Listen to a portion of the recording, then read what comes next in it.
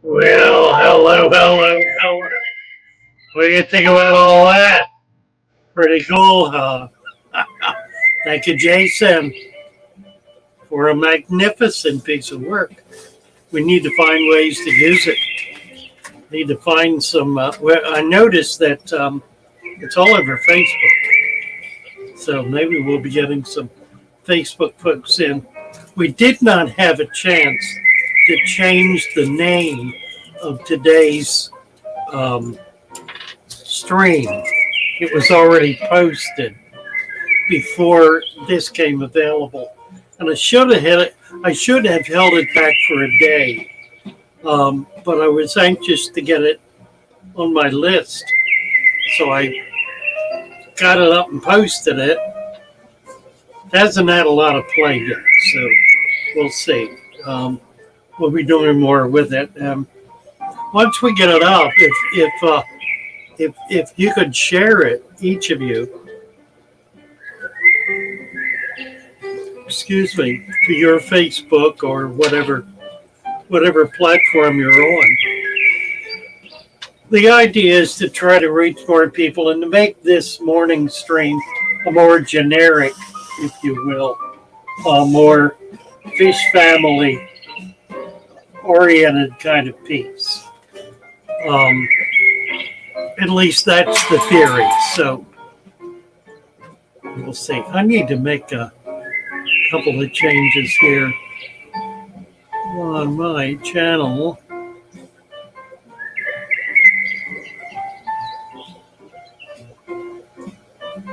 Give me a second. For one thing, the music's too loud. I don't even know if I want it. I'll just do the birds. Music's distracting somehow this morning. But I do need to get, here we go, the Father Fish Forum up. But I do need to get, so we can see who's here. Well, who's here? Karuna Koresh was here bright and early this morning. He popped in before the sun came up and the birds came out. Marky 0306 was right along there with him. They were both in pretty early this morning. David Skiffick is here. Jason C. Jason is the guy who did this really remarkable opening. Obviously, he's a pro and has done this as a way of trying to help the fish fam. So we need to look at it and examine what this is and see if there's a way we can kind of broaden their scope to be more accessible to and open to the wider fish fam. Jenny Lynn. Good morning, Jenny. And Paul C. is here. Hi, Paul. James Handy. Chevy Fish. Good morning, Chevy Fish. D3V. Good morning, D3V. James Handy. Mick Gardner. Hello, Mick. The anti-NWO Fish. Glassbox Fox. And then it jumped. There we go. Suki. Hello, Suki. Marty 80. Mermaid's Chorus. Jean Campbell. Hello, Jean. How are you? David Fellows. Good morning, David.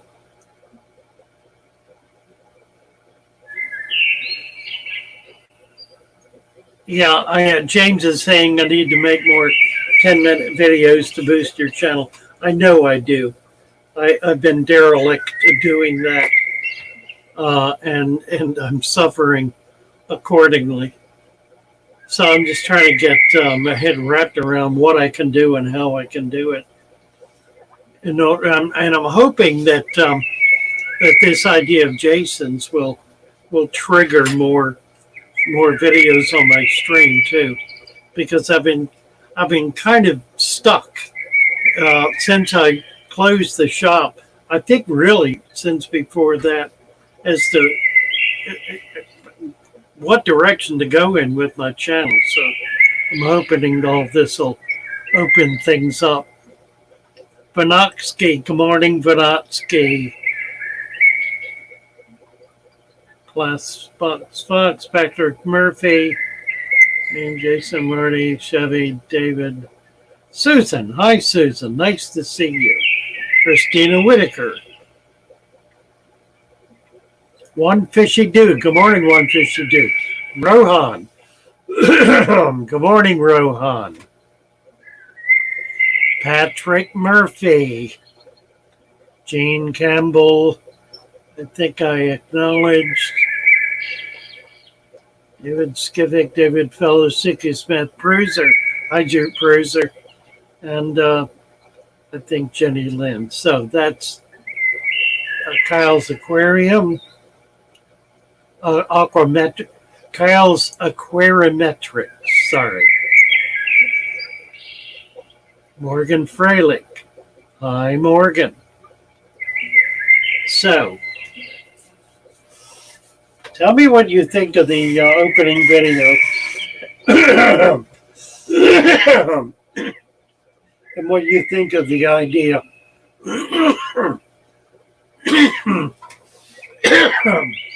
of broadening this morning's stream to appeal to the wider fish fam. Derek Thompson. Hi, Derek. I think that's the general idea. Oh, all right. So what else is going on? Scuttlebutt, but we're not supposed to get into scuttlebutt. It's a tar baby. You know the story. You know the story of the tar baby. Where you fight the tar baby and you get stuck and you can't get out. Kind of the way I felt yesterday. But then I had all of my friends here on the stream bailing me out. The shoal came through and saved the day yesterday. That was really kind of wonderful. Cerulia. Good morning, Cerulia. Nice to see you. I am having some digestive problems today. My stomach feels upset. I ate some cereal with a banana and some blueberries and fruit juice, and it's just not settling. I'm feeling a little woozy, I think. Christina, the more you fight, the more you get stuck. Yeah, that's right. That's right. Xanadu, how are you? Good to see you, Xanadu. And Susan likes the intro. It's really nice. I guess we just need to use it. Let's see. James Handy. Suki, the way of is answering Suki's question. So what was Suki's question?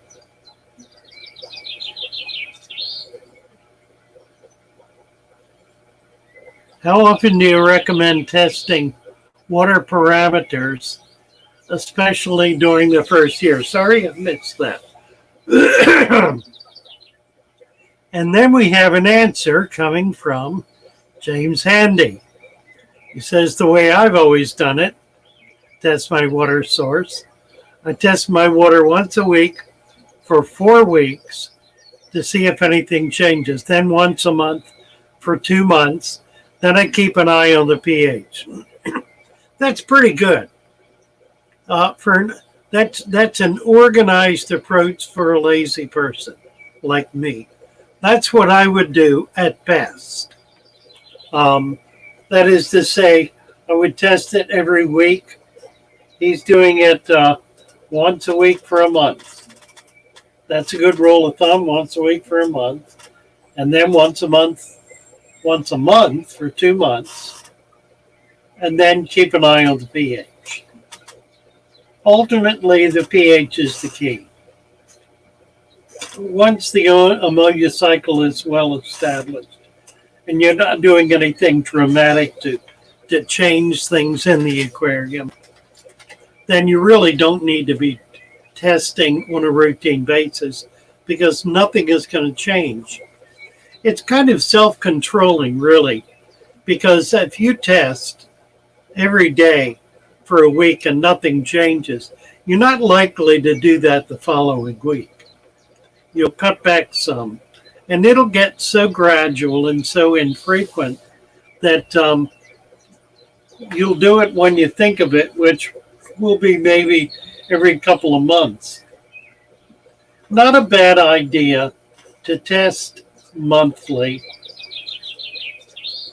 If you test everything monthly, then you're going to keep up with any changes, because in a well-established tank, any changes that occur are going to occur slowly.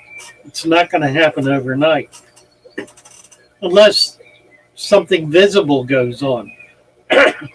Unless the water becomes cloudy, unless you're introducing something substantially and profoundly different that is to say, that would impact the tank in a profound or a significant way. Like suddenly putting a big fish in, or putting a lot of plants in. Anything that'll make a dramatic change to the tank may very well affect the water column, and so that would be a point at which you would want to be checking your water parameters. But once it's stable, particularly if you have a deep substrate. That's the essence of stability. So long as you're not doing anything to dramatically impact your system, it's not going to change. So once a month.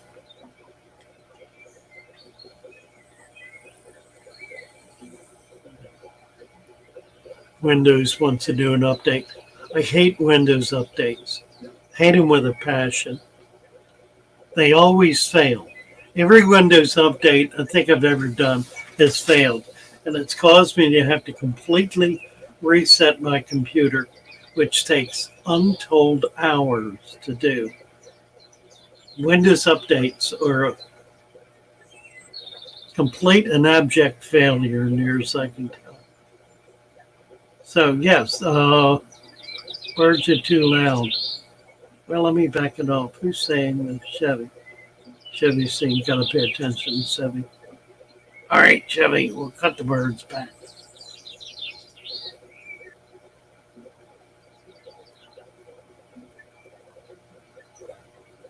That's so low I can't hear it.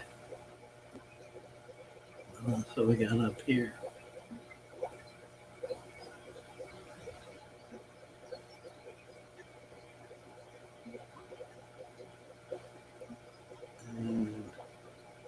Let me cut the music off. If I want to do it, I don't want to do it. I'm not in the mood for it. Okay. Misfit. Good morning, Misfit. How are you?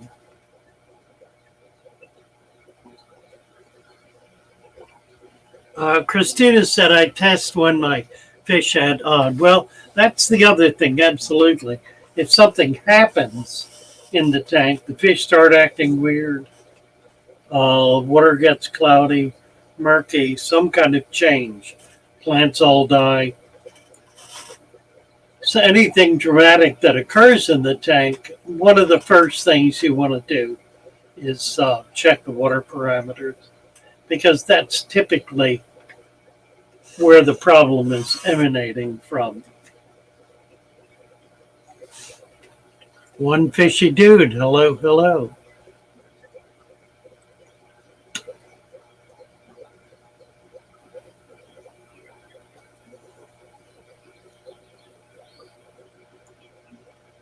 James is saying that could be cutting it close.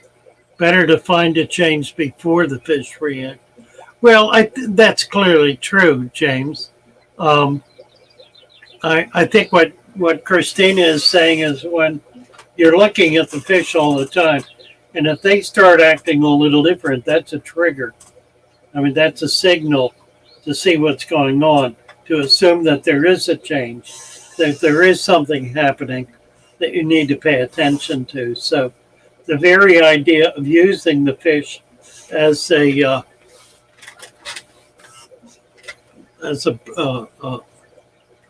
bird and a canary in the coal mine, if you will, is a helpful suggestion.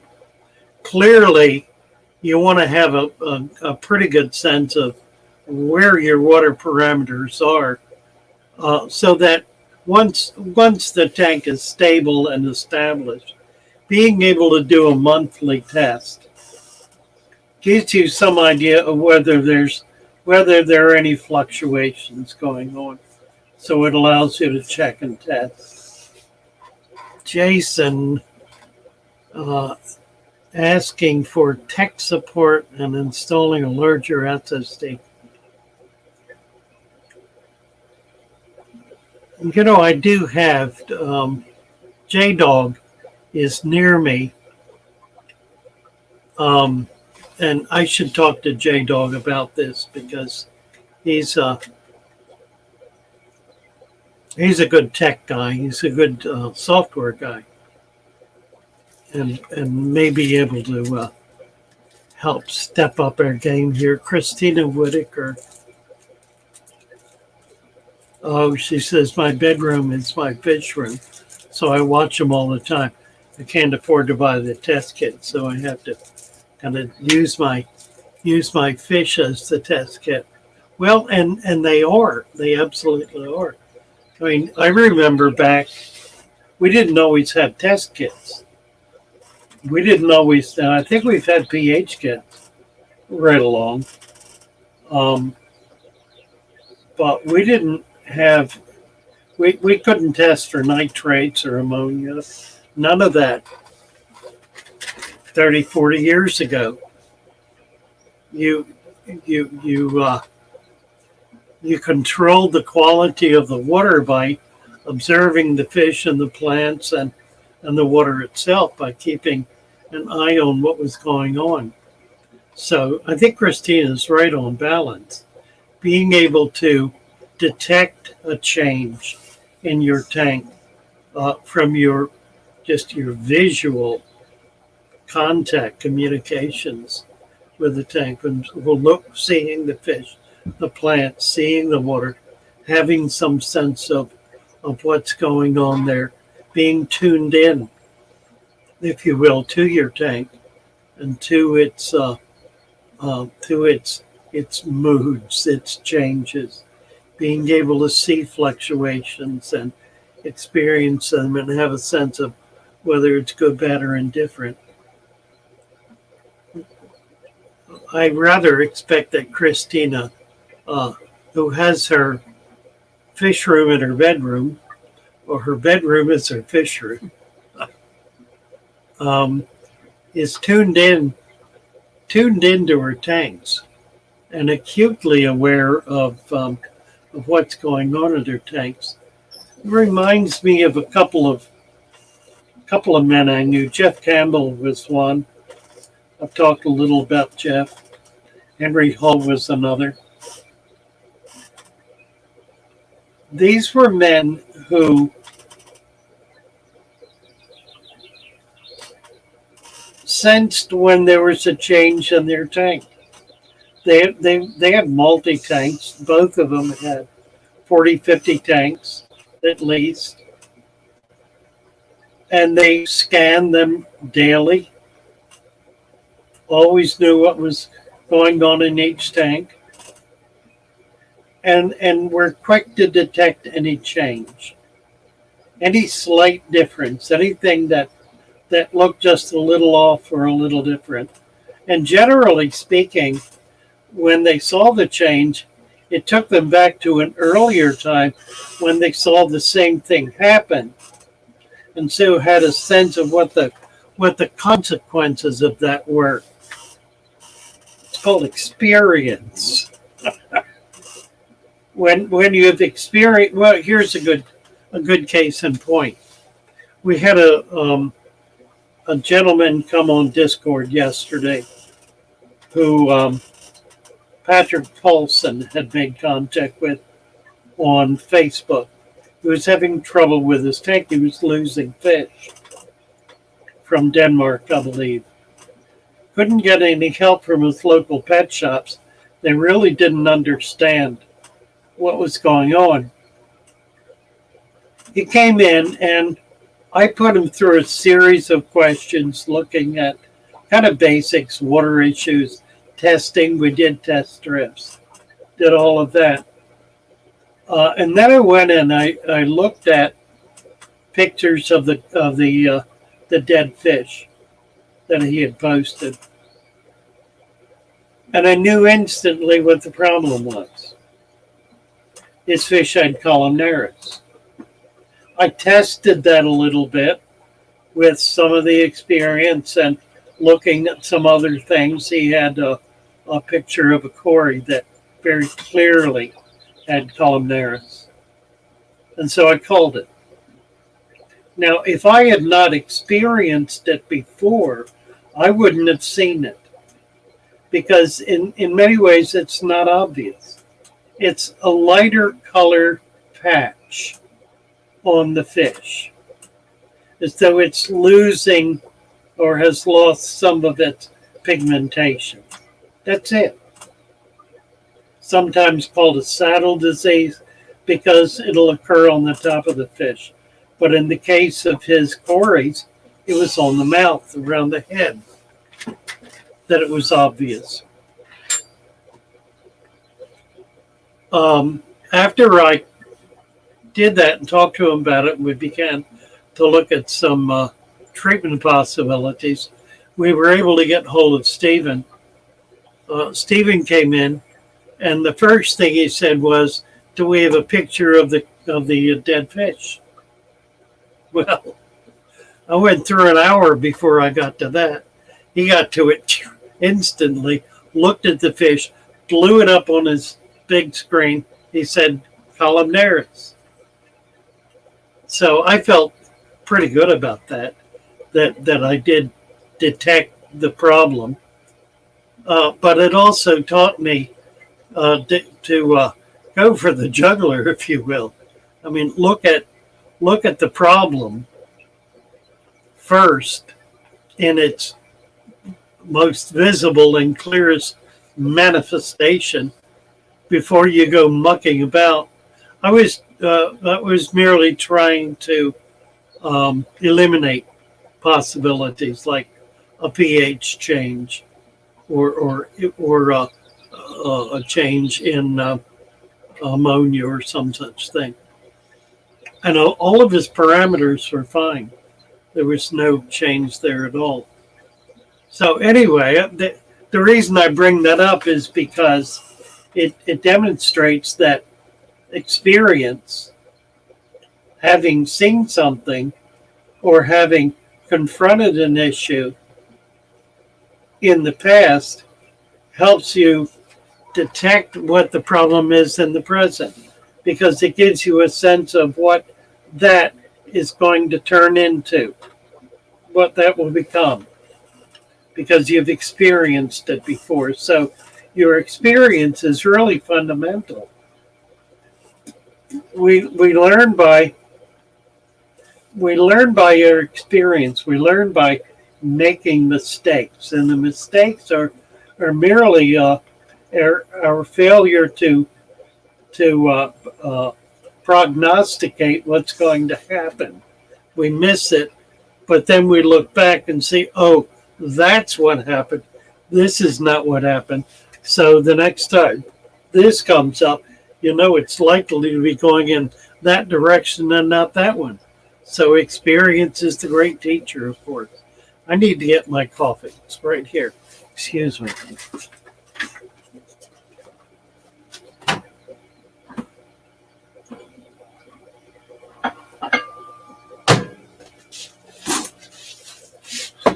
Been down there so long it's really gotten cold. Let's see who else is here. 9:43. Sue Ann Campbell. Hello, Sue Ann. 9:44.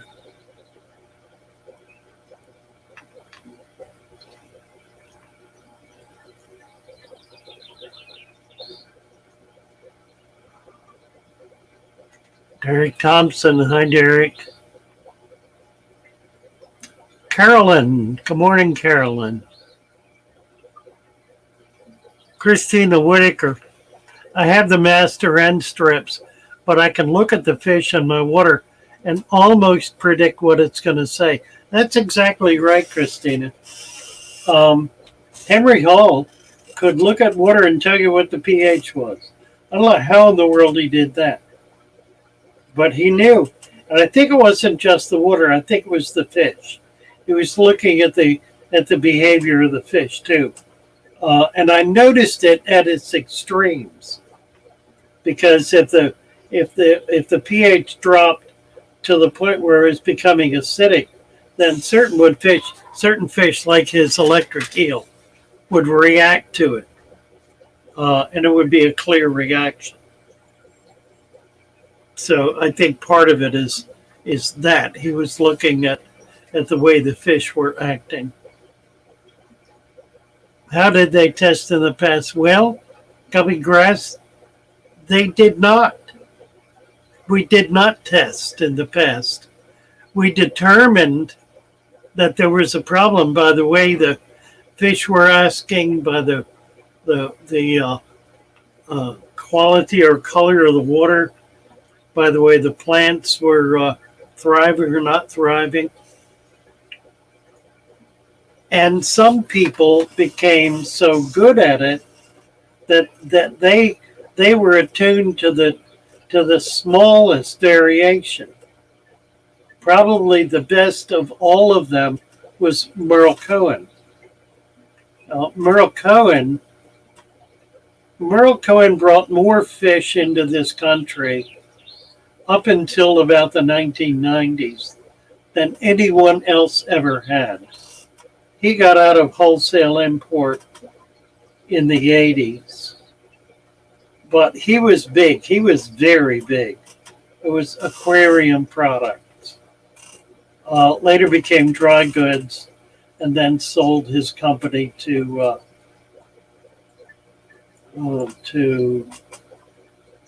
APET. He was remarkable, though. I mean, he had thousands of tanks that he looked at every day. And he would walk down the aisle just with his eyes straight ahead. And as he was doing it, he was scanning on the sides, scanning down and on the sides. And he would mark tanks to go back to. And at the end of the walk, there were guys coming behind him that would look at the marked tanks. And they were experienced enough to be able to pick out the problems. And it was always things like a diseased fish that were collapsing, fish that were having obvious problems, water quality problems, all of that sort of stuff. He was an amazing man, amazing, remarkable man. Merle Cohen. Can I get some info on woodcats? Solitary fish are kept in groups. Woodcats do fine in groups. All catfish do fine in groups. Catfish love to be in groups. They're natural swarmers. Now, there's some that'll eat others, but they're going to be pretty big to do that. I don't mean chew on them. I mean swallow them whole. So you want to be sensitive to that.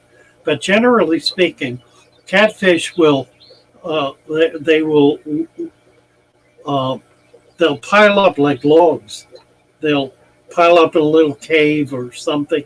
They love to be together. Love to feel each other's skin, I guess. I don't know. See, 947.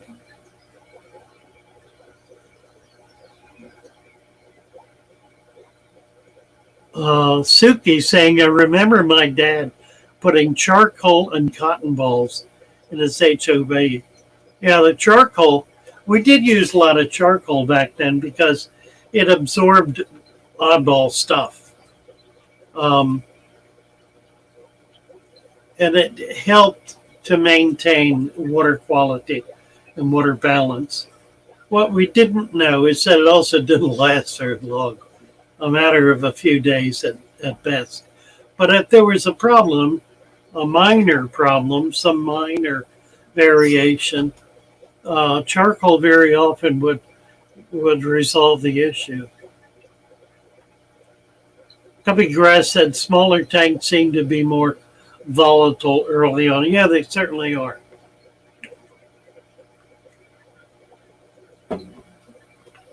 Well, it's not hot. Gene Campbell, Christina, smell your tank often. I always notice a difference. Right, and I'm sure she does. Both of you ladies, I'm sure, are highly attuned. I did that all the time. I could walk down past a row of tanks and I would catch something. Just not, I don't know whether I was deliberately inhaling to test or not, but I would catch things. But most obviously was a dead fish. If there was a dead fish that had floated to the top of the tank, boy, I knew it instantly because it didn't take much for me to trigger on that. That's a pretty strong odor. But other things as well. Being able to smell your tank and to note differences. If your tank smells foul in any way, then you really do have a serious problem. It's not normal. A tank should never stink. If it stinks, you need to fix something. Something is wrong.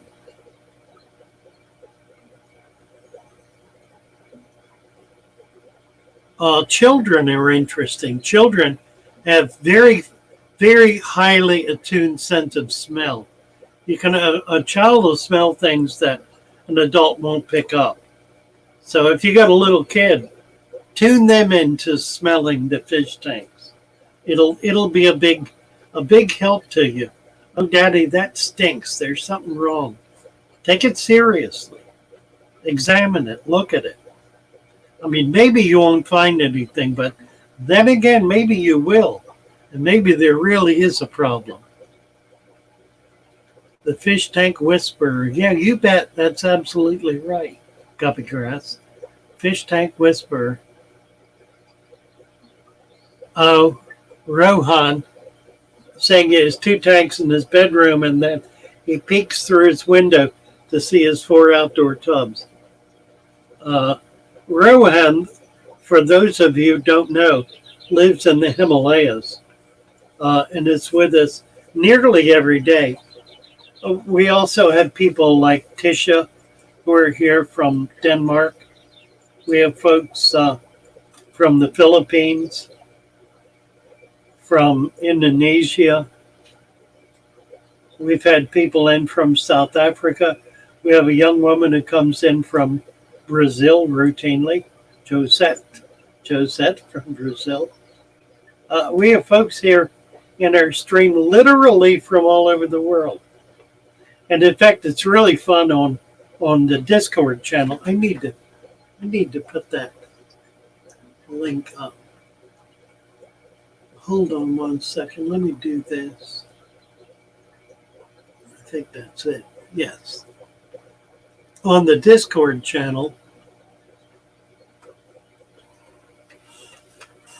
in the middle of the night, at 3 o'clock in the morning, two people will be talking to each other for whom it is the middle of the day.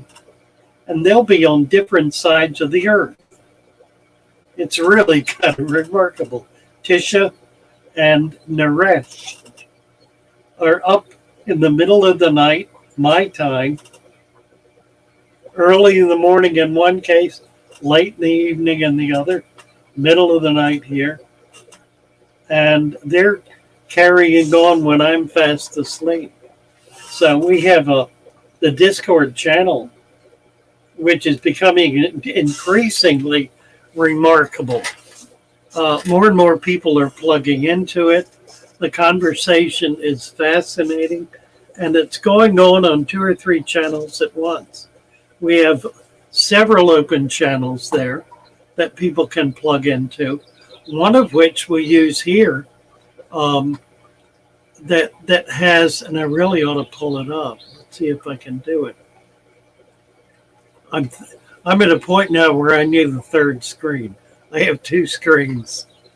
Let me show you. I'm all jammed up here. They have, there's YouTube and there's StreamYard. And I need a third one now for Discord. I don't know where I put it, frankly. I don't have room left on my desk. I need to redo. Well, anyway, let's see. Let's jump back into the stream here. 9:48.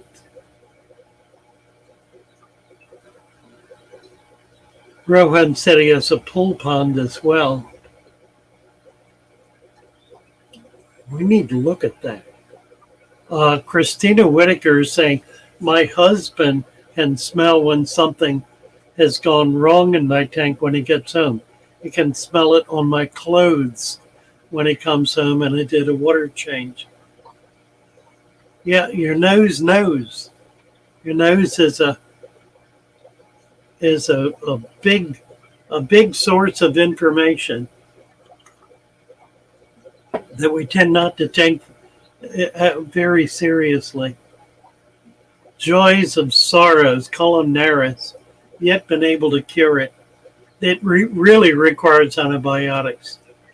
I know I have in the past, I dealt with it by pulling out every fish that had it, just instantly disposing of them until it finally stopped. Columnaris is a product, it's a bacterial infection, and it's caused by dirty water, by a dirty tank.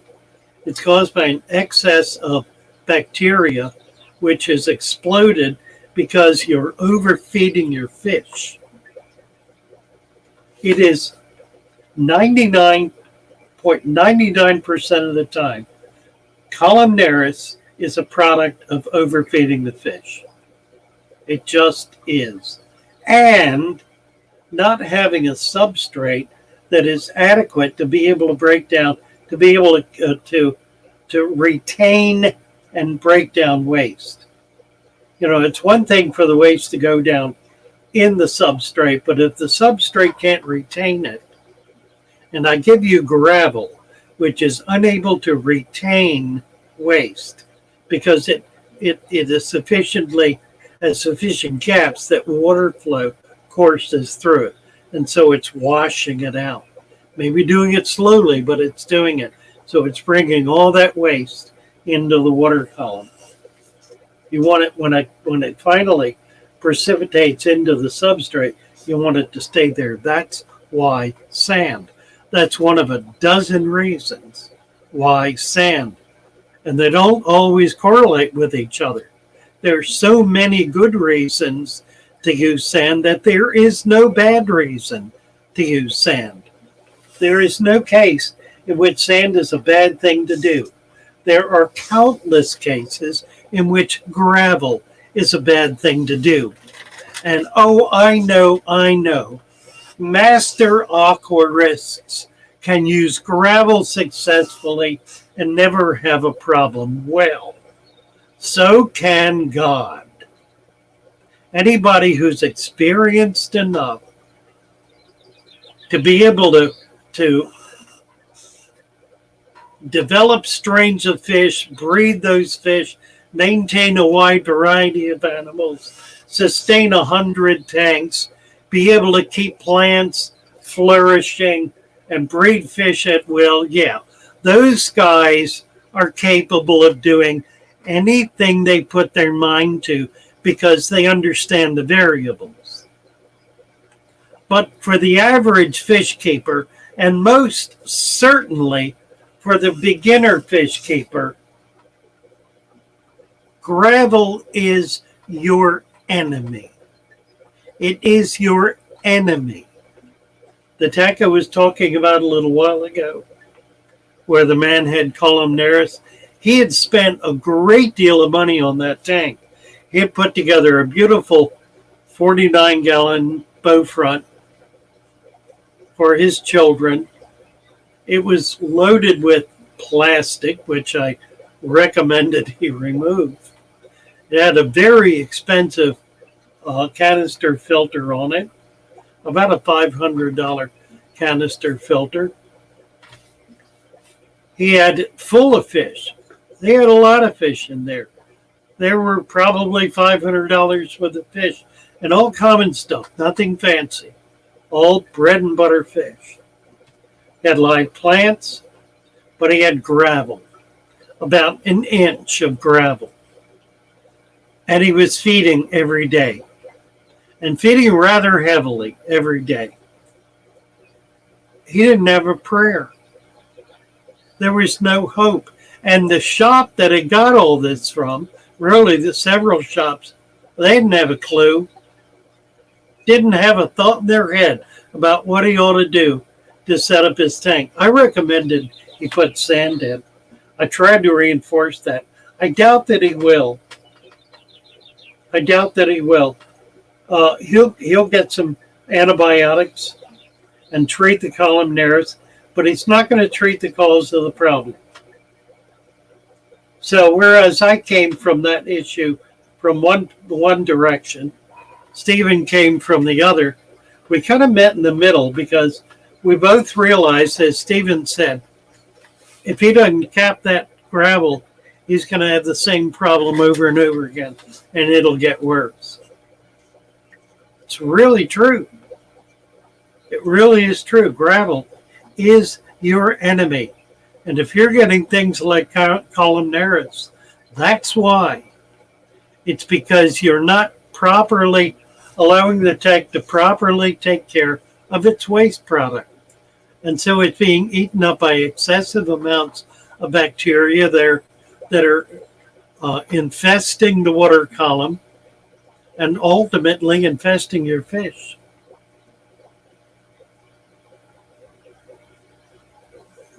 Nick Gardner said, I thought I was the only tank sniffer. Not at all, Nick. Carolyn smells her tanks too. Suki does sniff tests. And Gene said, I make the kids do it. Bravo, Gene. Bravo. JBVM. Hello. Good to see you. Let's see. We jumped to the bottom again. I wish to God these idiots who spend all this money on YouTube would do something about the stupid scroll. It is so ignorant the way it's set up. It jumps 50 minutes. It jumps, in this case, about 50 comments. And it takes forever to scroll back and figure out where you were. If I keep track of the timestamp, then I can get back to it quickly. Paul C. said a mistake is a step in learning. Yeah, if you use it. If you take that mistake as a learning experience, try to figure out why you made the mistake and what. That's why going back is critical.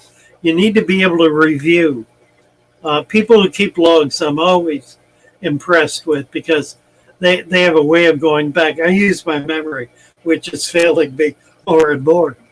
So it becomes more and more problematic that I can continue my technique. Fortunately, I've had a lot of things kick in that are just kind of on autopilot. So things like spotting the columnaris. I mean, I've seen that so often, I don't mistake it. I don't miss it. Dira, hello, Dira. Nice to see you. I think Dira needs to turn blue. Dira needs a wrench. Nice to have you with us. Let's see. Gene Campbell, so it dies if temp is below 80. Any truth to that? No. No, it doesn't. It slows down. And above 80, it'll speed up. It is a warm water bacteria. So if you can get your temperature down around 70, it'll slow it down substantially. But it doesn't get rid of it. That's problematic because you could then, because you've already got a stress tank, you're putting additional stress on the fish, which is going to cause them to get ick. So then you got a worse problem. What Stephen recommended is salt.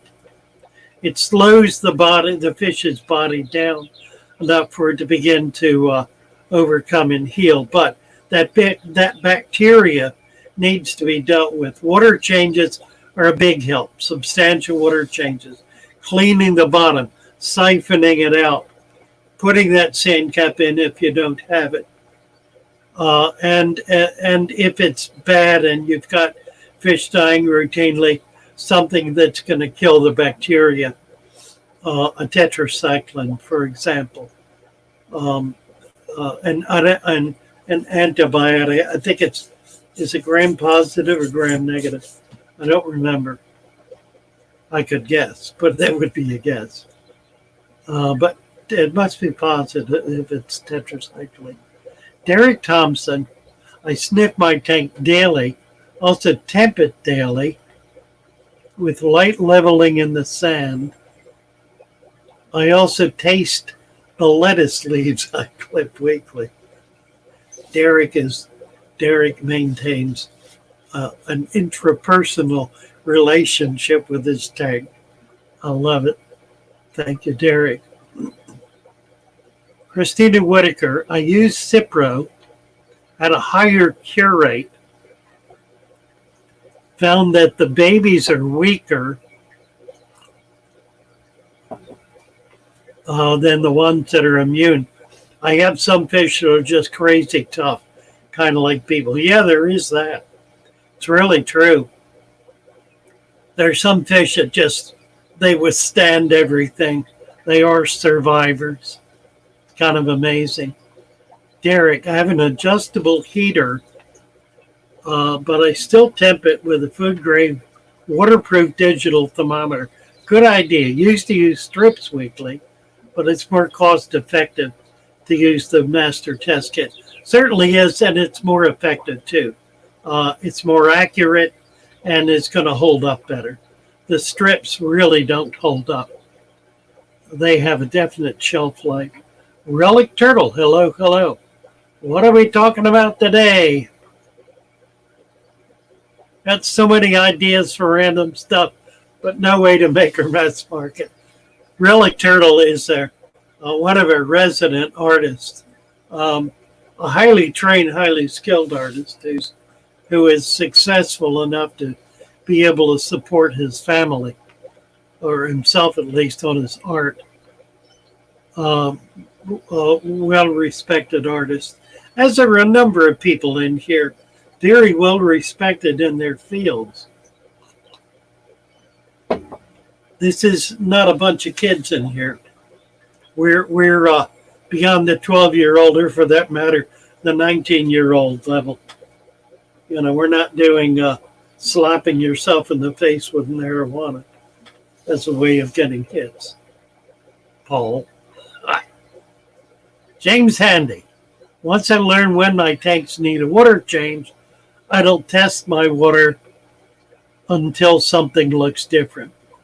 those are good rules of thumb, and those are the kinds of rules that we develop as we live with and work with our tanks, because we get a sense of the rhythm of the tank and are able to adapt to it and adopt it as a part of our own rhythm.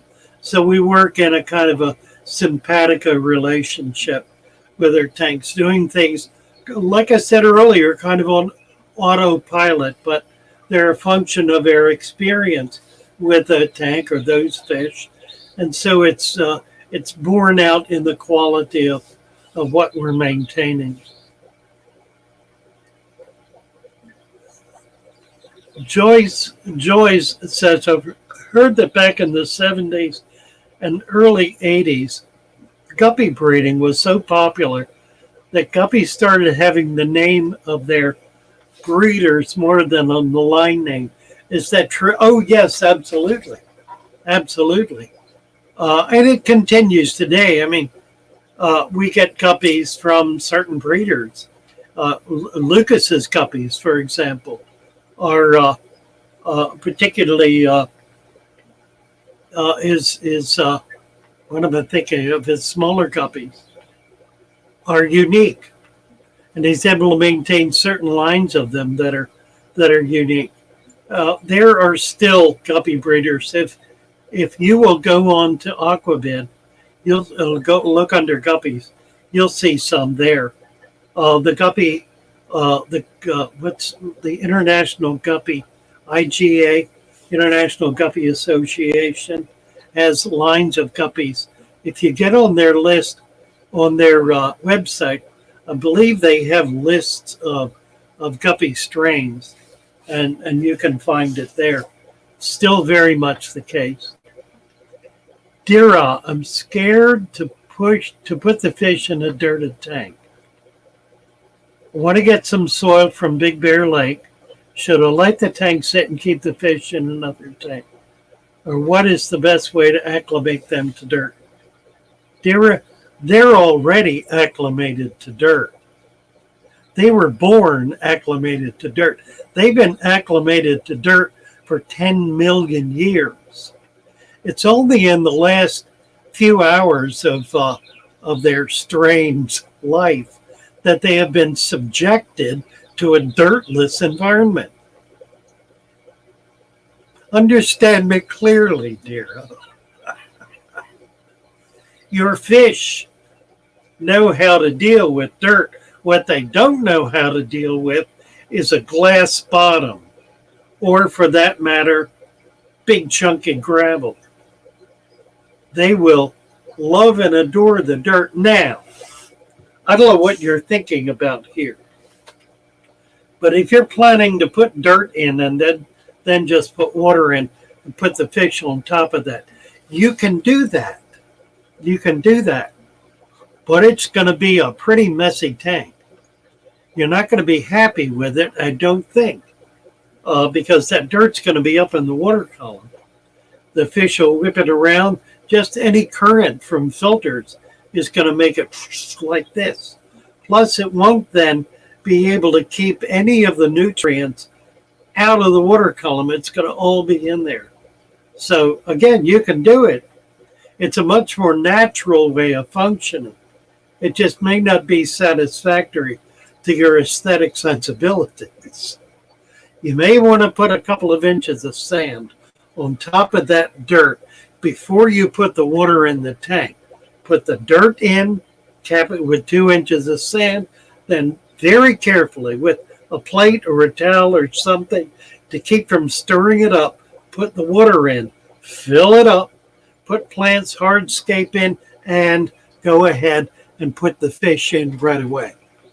So long as you've gotten rid of any chlorine or chloramine that's in your water, if you're using that kind of water, if you can get wild water or well water, so much the better.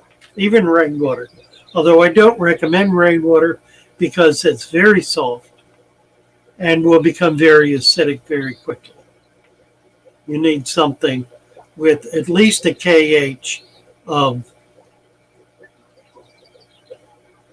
a DH of, what am I thinking about? with a hardness of at least 7.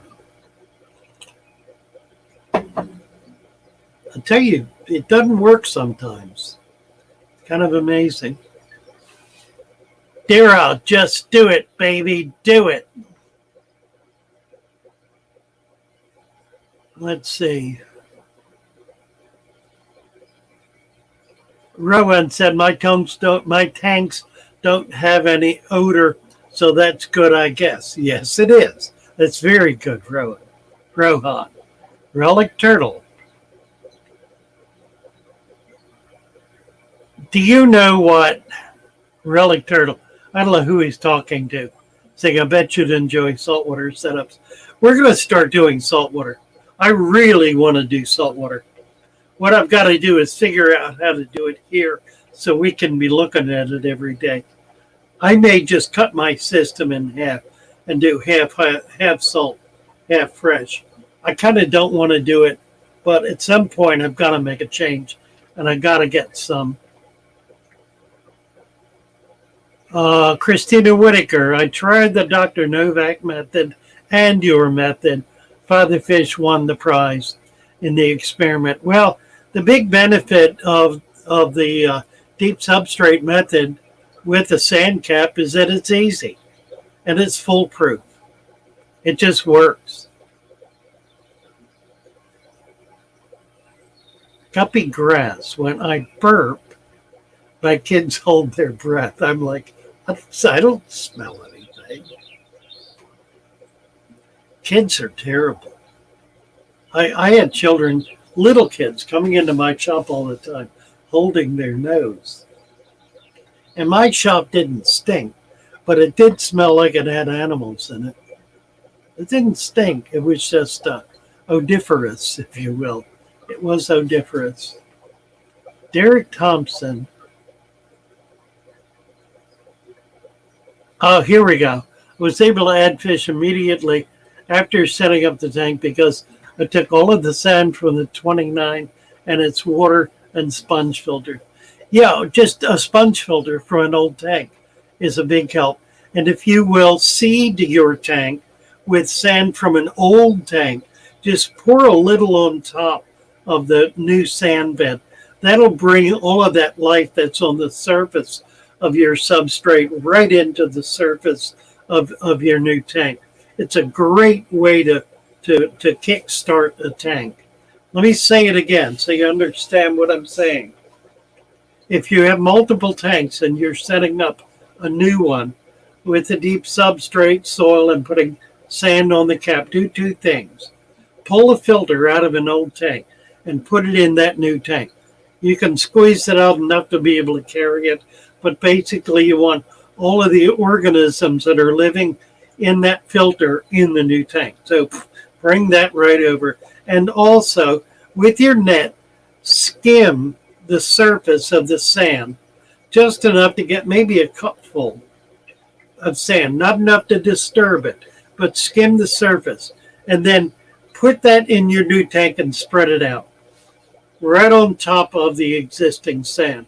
That's going to bring all of the bacteria and other microscopic life, all of the animals that are living in your aged tank, your older tank, it'll bring them into that new tank right away. So it'll immediately, what's the word I want? Infect is not the word I want. What's the word? There's the word. I don't know. Inoculate? Not inoculate. Maybe it is inoculate. Whatever. It'll immediately bring all that life into your new tank. Let's see, 10:02. Let me try to get down here a little bit.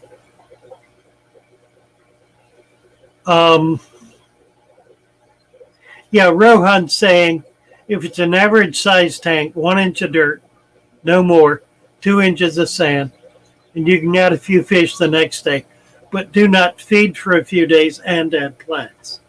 Adding plants is key because that provides early nutrition, both for the fish and for the substrate, for the organic life, the animal life in the that's trying to get a foothold in this new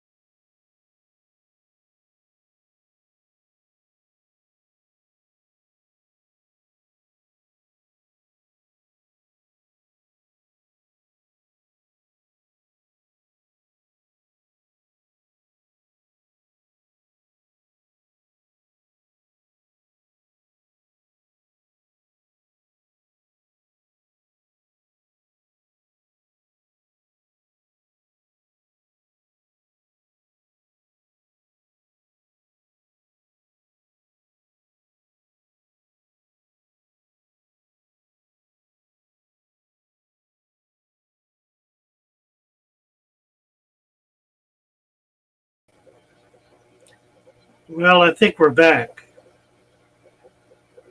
I dropped offline. Um, we're trying to get Facebook back up here. I had a new service put in that's supposed to prevent this from happening, and it's happening. Let's see. Let me go to the bottom, make sure that we're back.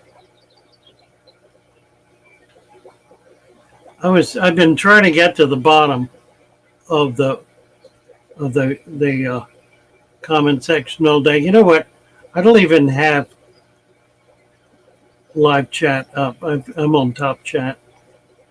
We get on live chat now. I'm back. Good. Thank you. Yeah.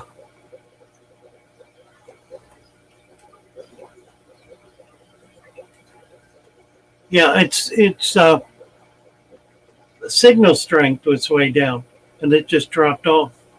It's not supposed to happen. Apparently it's my router. I have a brand new router, but apparently that's what's causing it. I need to be able to reboot the router every day, and I forget to do it. And that's the first time it's happened with this new system, but yuck. All right, let me go backwards a bit.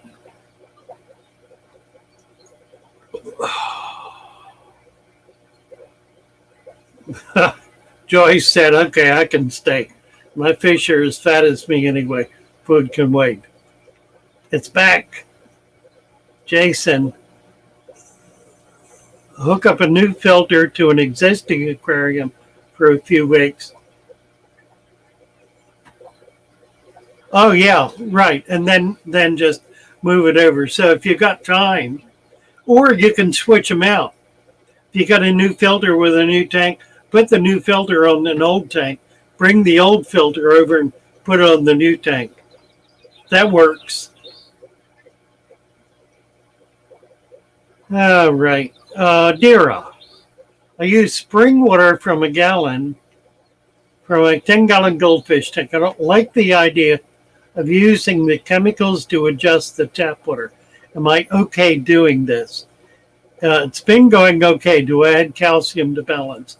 Adding calcium, it's not that it balances, is that it provides enough carbonates to be able to hold the pH steady. The problem with using spring water is that it has little to no carbonates, probably, and will not hold a stable pH.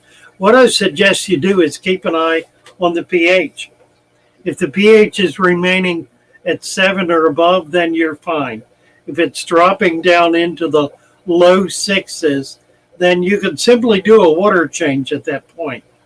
If you've got an unlimited access of source for spring water, then just plan on doing a lot of water changes. The goldfish will love it. In fact, if you can set up your system to be able to have it open so the water's coming out, if you can do this, you can do it outdoors. Goldfish love to be outdoors. If you can somehow set them up so that they're getting that spring water going through their tank continuously, that would be absolutely optimal. It may not be possible to do that, but it's a consideration and something, if you have a way to do it, particularly if you have an outside pond and that pond is accessible to any kind of stream or even well water that you can trickle into the pond on a continuing basis. Then what you do is build a marsh in the overflow, because it's going to be soggy and wet, and you can grow all kinds of bog plants in there. And it will be remarkable. You can even shallow it out so that you have a shallow area going into the marsh area that allows baby fish and little tiny fish to survive the predation of the big fish in the pond. So you can wind up, if you can do it right, you can wind up with something utterly magnificent by making your outdoor pond a part of a natural flowing water system.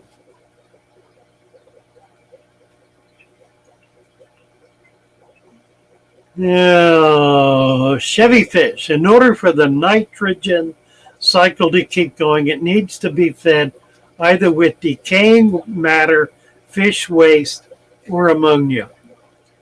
So yeah, if you have a tank, a bare tank, let's take this down to the lowest level.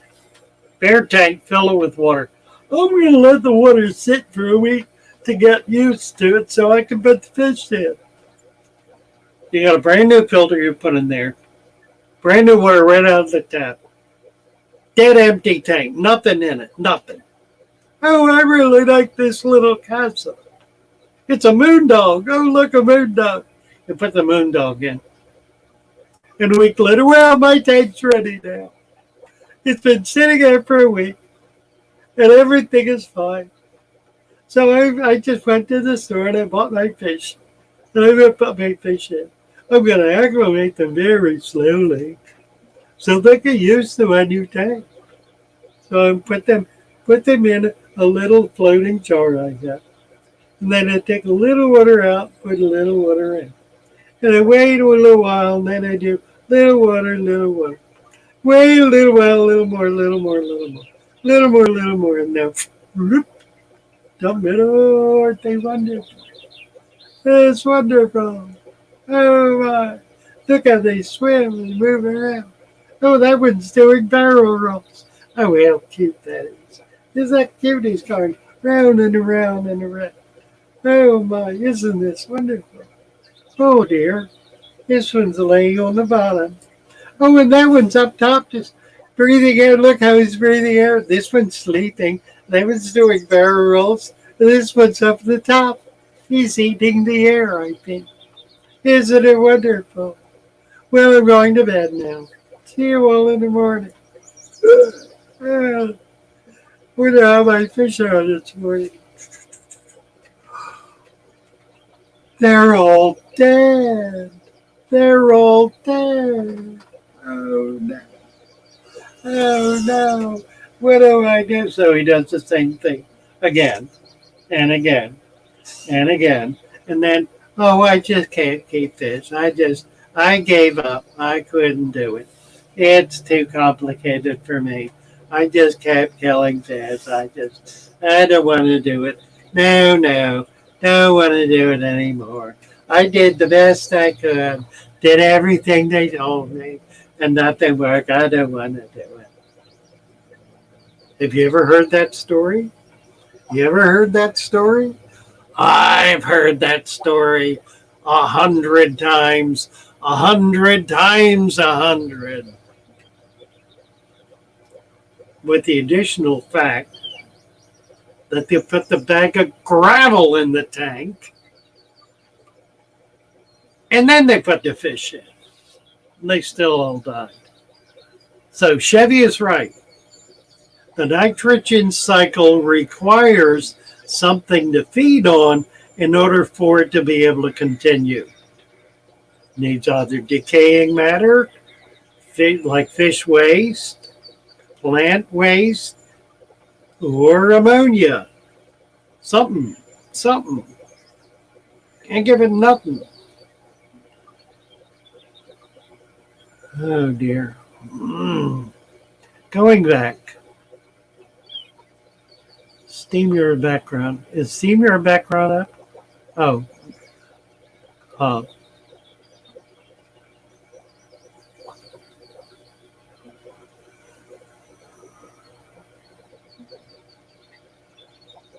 David Fellows saw someone set up a new tank and squeeze the sponges from his old filter into the new water of his new setup. Yep, works perfectly. And you put the fish in right away too. Okay, we're back to the freeze. API water conditioner, good for removing chlorine. I'll tell you what the cheapest way is. Sodium thiosulfate, which I sell for, what do I sell it for? 10 or 20, I don't remember. Enough to do 5,000 gallons. It's little crystals. You do a crystal per 10 gallons or something. You can't overdose with it.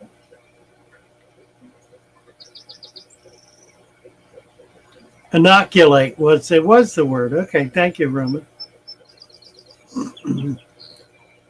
Oh, where are we? I love the musty scent of a fish store. That's what it is.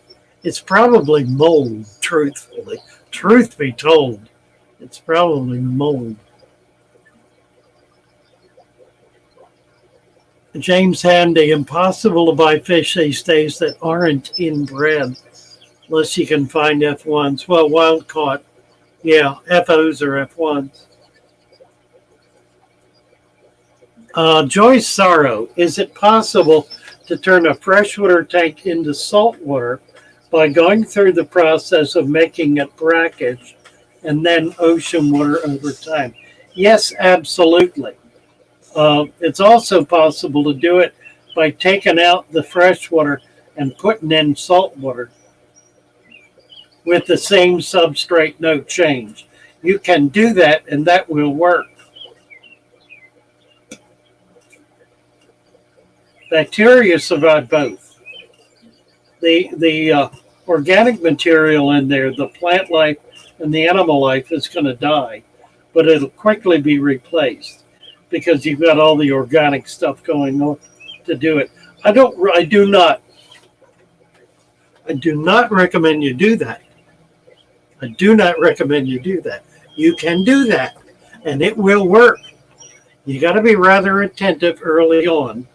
It's better, however, if you can get some sand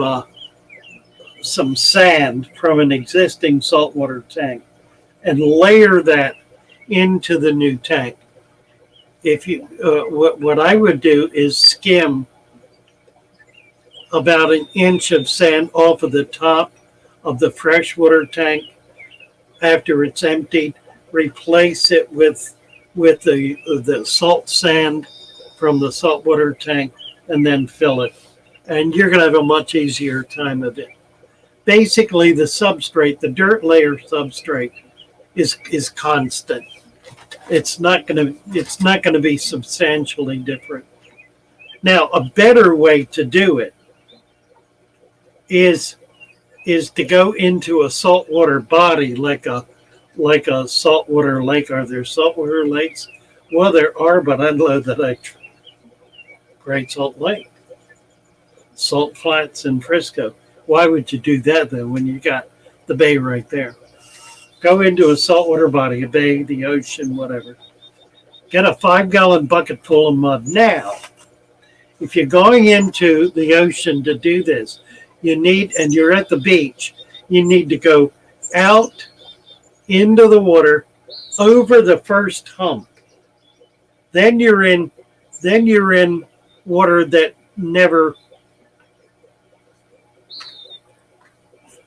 you're in sand bottom that never dries out, that never goes dry. Then you're in ancient soil bed.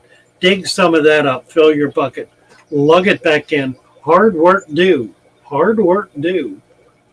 But that will give you the very best substrate you can possibly have. And then again, on your way back in, get another bucket and fill it up with sand, just plain sand. But wet sand, not dry sand. Not sand from the beach, sand from the water. Dump the mud in, dump the sand on top, fill the tank. If you can bring water back, that's even better. Even better. I used to do that. I had a boat. I was able to get out about 5 miles. I had big tubs. I filled the tubs and brought them in. That was the salt water from my tanks. I don't have a boat these days, so I can't do that. I have the tubs. I kept the tubs, but I don't any longer have a boat. So anyway, those are ways you can do that. Nuresh said, my fish are happy with dirted tanks. Yes, indeed. Saltwater is fun, says Relic Turtle. It is. It absolutely is. And we've been giving it short shrift on this channel from day one. and we need to knock it off. I did any number of walkthroughs at Father Fish and never showed the saltwater. Never did. And the saltwater was a joy. We're going to do it. We got to do it. I just got to figure out what I'm going to give up. Hate to do it, but I got to do it. International Fancy Guppy Association, the IFGA. Thank you. And that Chevy has a link for it. What is good to remove chlorine from the water? Sodium thiosulfate. I've got it listed on Get Gills. You can buy it on Get Gills. It's the cheapest possible way to go, and frankly, the most effective. A Ruby's Rescue. I found the site looking up dirted tanks. I have a 55 still waiting to be set up. Nearly a year new in the box. So much going on, I can't get to it.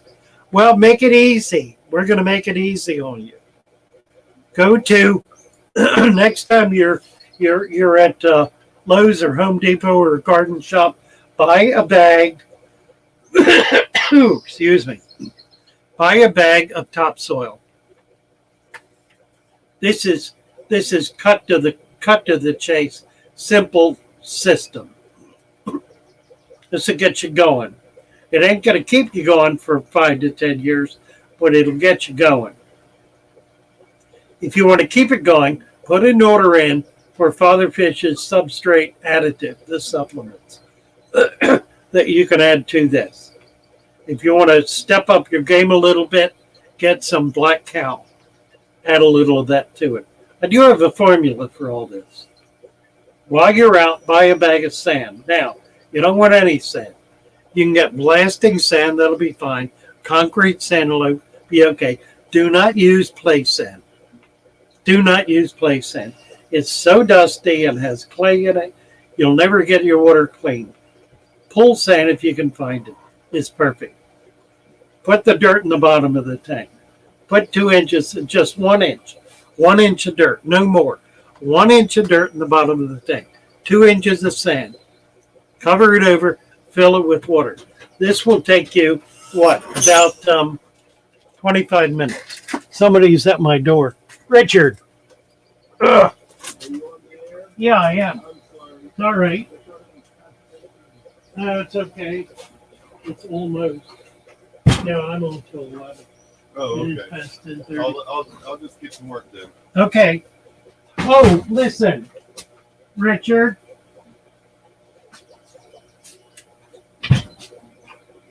Those 2x6s. Those 2x6s. What about it? They look pretty solid. You mean the Yeah, right at the steps. Right at the walkway. I'll look at it. But sometimes it's easier to Well, take a look. I'll be out in a minute.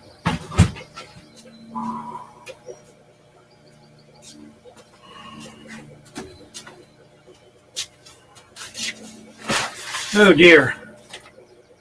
I'm dizzy.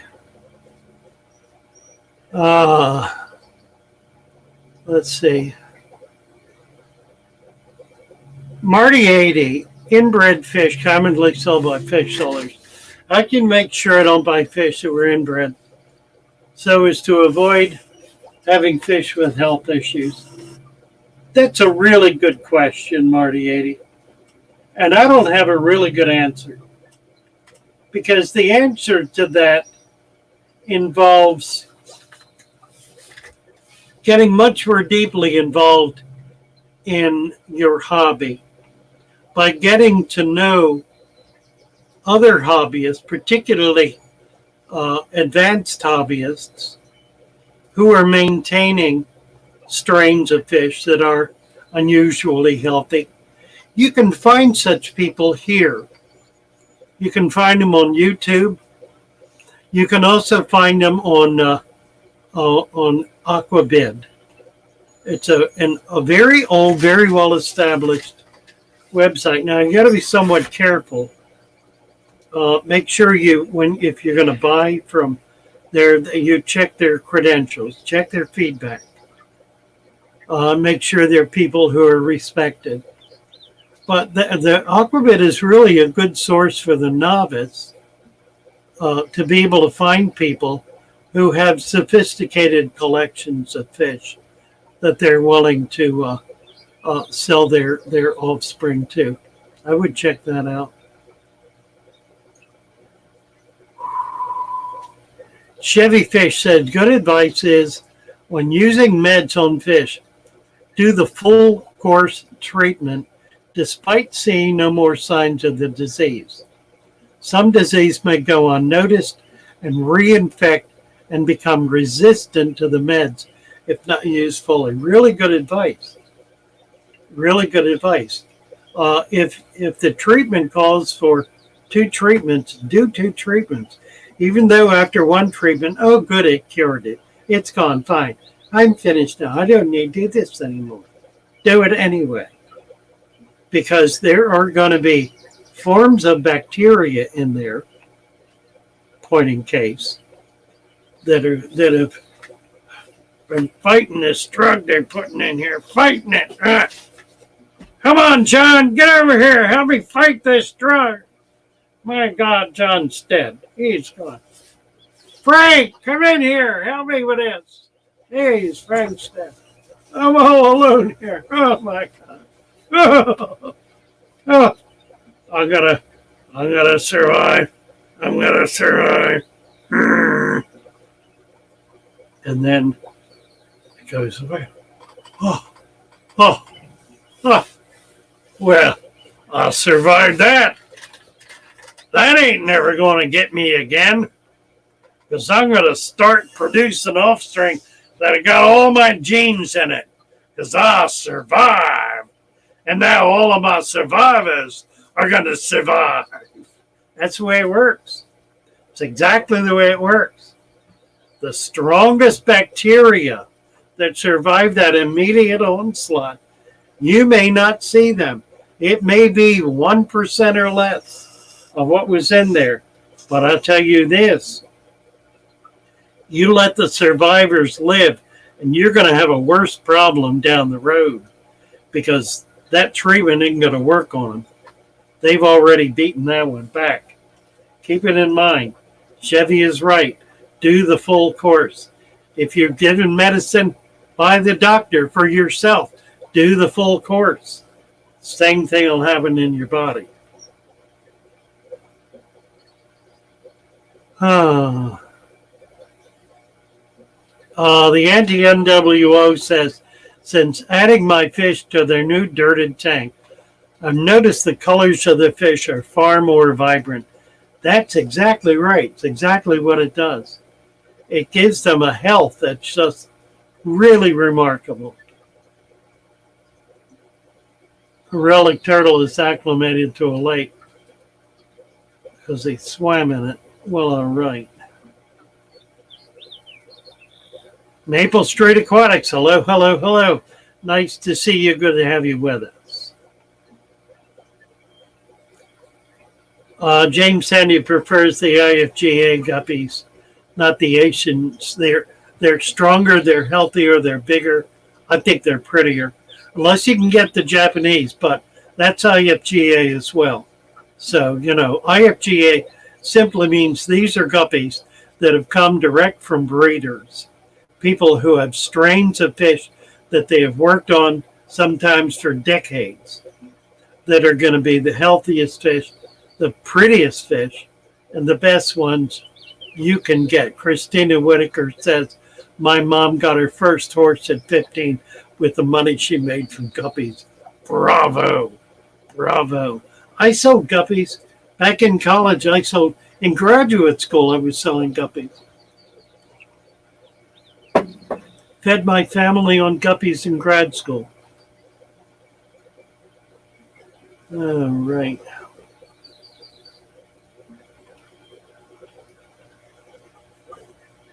James Handy, 2 ways I know of to make a gravel substrate work. Underground filter with 2 to 3 inches of gravel, or just gravel about 2 inches. But you got to do regular gravel vacuuming. Absolutely true. Keep in mind, if you're doing that, you're not doing a balanced tank. You're doing a deliberately unbalanced tank because you're deliberately removing, in the case of the gravel pump, you're removing the waste. You're not allowing that waste to break down and to cycle in the tank. So it's not balanced. It's deliberately imbalanced. So you kind of make the point, James, and you're absolutely right. And I've done both. But it's and then every 6 months you break down that tank if you got an under gravel because it builds up and quits working and becomes a mess, and the tank starts breaking down.